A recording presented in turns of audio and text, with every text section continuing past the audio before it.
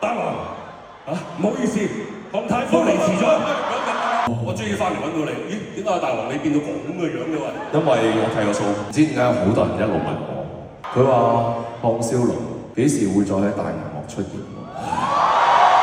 個傳説應該今年會解破㗎啦，即係今年嘅元旦。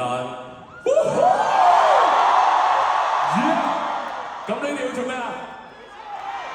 去戲院支持啦！阿張繼聰，你講兩句啦。元旦記得睇《尋秦記》，嗰啲演員卡士好強勁。係冇錯。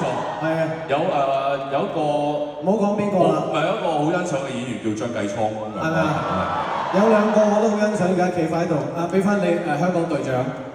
呢個第一個徒弟，呢個係喺個戲裏邊係第二個徒弟。啊，咁第時睇啦。